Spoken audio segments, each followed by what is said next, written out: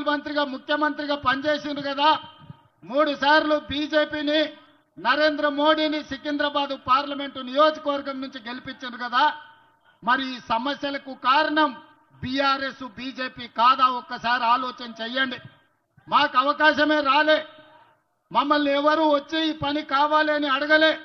అయినా జూబ్లీహిల్స్ శాసనసభ నియోజకవర్గంలో మిత్రుడు వివేక్ వెంకటస్వామి గారు 3 నెలల్లో 400 కోట్ల రూపాయల నిధులు కేటాయించి ఈ రోజు అండర్ గ్రౌండ్ డ్రైనేజ్ కావచ్చు, సీసీ రోడ్లు కావచ్చు, కరెంటు వైర్ల తొలగింపు కావచ్చు, ఈ రోజు పనులు జరుగుతున్నాయి.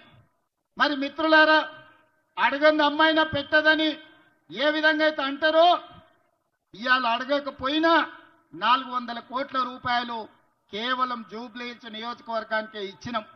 రేపు అడగడానికి, మీ తరఫున మాట్లాడడానికి యువకుడైన నవీన్ యాదవ్ని ఇక్కడ ఎమ్మెల్యేగా గెలిపించి పంపిస్తే జూబ్లీహిల్స్ శాసనసభ నియోజకవర్గ సమస్యల్ని పరిష్కరించి మీ అభిమానాన్ని చురగొనే విధంగా నవీన్ యాదవ్ పనిచేస్తాడని నేను ఈరోజు మీకు మాట ఇస్తున్నా.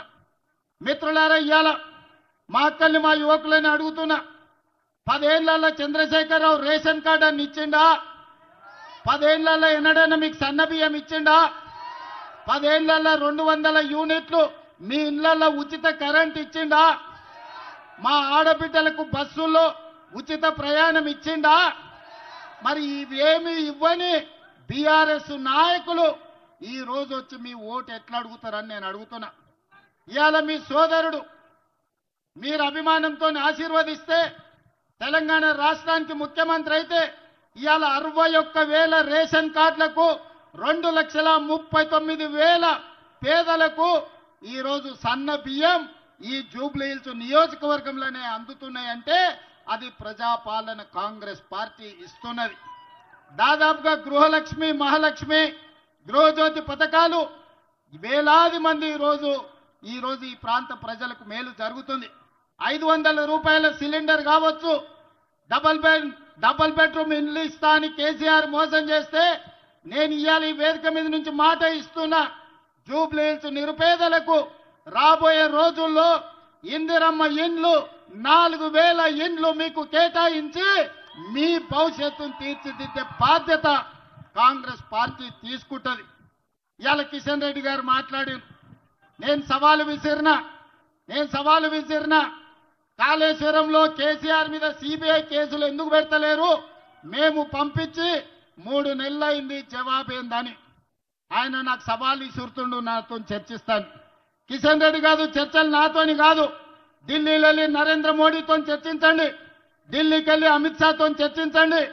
ఎందుకు కేటీఆర్ ను బొక్కలు వేయడానికి మోడీ అనుమతిస్తలేడో గాడవై కొట్లాడండి. ఈడ నాతోనేంది నువ్వు మాట్లాడేది? 6 ఏళ్ల నుంచి నువ్వే మంత్రివే. మెట్రో రైలు ఎందుకు రాలేదు? గోదావరి జలాలకు నిధులు ఎందుకు ఇవ్వలేదు? మూసి అభివృద్ధి కోసం నిధులకు ఎందుకు అడ్డం పడుతున్నావు? RRR రింగ్ రోడ్డుకి ఎందుకు అడ్డం పడుతున్నావు? రేడియల్ రోడ్స్కి ఎందుకు అడ్డం పడుతున్నావు? హైదరాబాద్ నగర ప్రజలకు చెప్పు.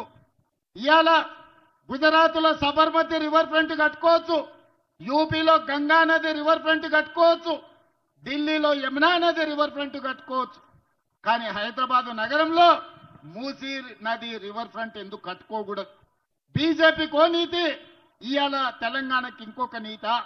గుజరాత్ను ఇంకొక విధంగా, ఢిల్లీ ఉత్తరప్రదేశ్ మరో విధంగా ఇవాళ తెలంగాణకు అన్యాయం చేయడానికే ఈ ప్రాంతంలో సికింద్రాబాద్లో నిన్ను ఎంపీగా గెలిపించి మంత్రిని చేసిండ్రా కిషన్ రెడ్డి గారు. అదేవిధంగా కేటీఆర్ చర్చలకు సవాల్ అంటున్నాడు. సవాలు ఇసరడం, పారిపోవడం నీ జాతిలోనే ఉంది. గంజాయి డ్రగ్స్ గురించి టెస్టులు అంటే నేను విశ్వేశ్వరరెడ్డి అమరవీరుల స్థూపం దగ్గర 6 గంటలు వెయిట్ చేసినాం.